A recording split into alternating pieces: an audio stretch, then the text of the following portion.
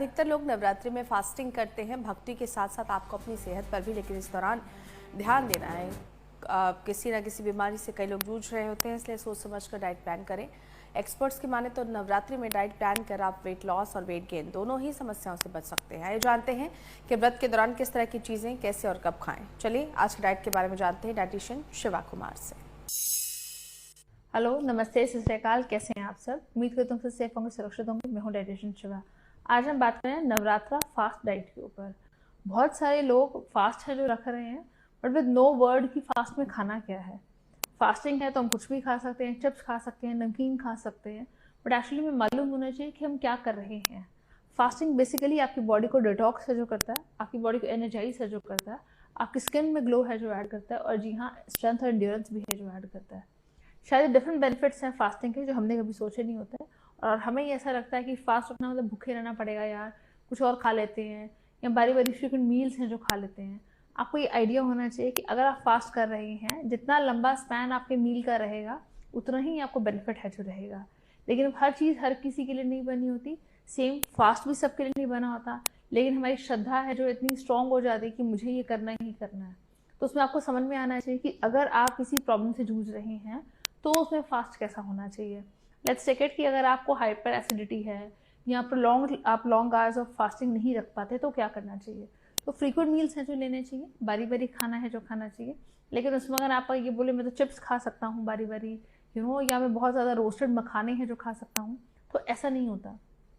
Fasting में अगर आप प्रोलॉन्ग ले रहे हैं तो आप लेमन वाटर है जो ले सकते हैं, आप नारियल पानी है जो आप ले सकते हैं, या अगर आपको ऐसा लगता है कि नहीं मुझे कुछ बहुत ज़्यादा ही भूख है तो नॉर्मल नट्स हैं जो लीजिए। आप उनको roasted nuts, extra salted nuts, flavoured nuts, उनका कोई लॉजिक नहीं होता। जितनी भी चीज़ें फ्लेवर्ड हैं जो ऐड की जाती हैं वो बॉडी में टॉक्सिसिटी हायर ही करती हैं, लोअर डाउन नहीं करती।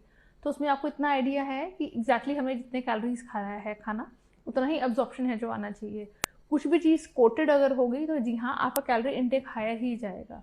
कई लोग शुगर नट्स हैं जो लेते हैं, कई लोग चॉकलेट नट्स हैं जो लेते हैं, मैंगो नट्स हैं जो लेते हैं कि टेस्ट में बहुत अच्छे रहते हैं। It's never about the taste, it's always about कि आप मेन चीज़ की आइडेंटिटी है जो लूज़ कर जाते हैं।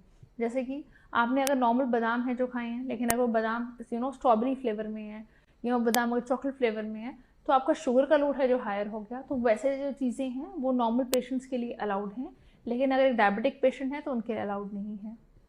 अब हम इससे बात करते हैं किडनी पेशेंट्स के साथ फास्टिंग का क्या इशू जाता है। किडनी पेशेंट्स के लिए साबूदाना खिचड़ी है जो नहीं बनी होती, तो उनको वो नहीं है जो खानी चाहिए, या एक्स्ट्रा आलू का लोड उसमें नहीं डालना चाहिए, या मूंगफलियों का लोड है जो नहीं डालना चाहिए।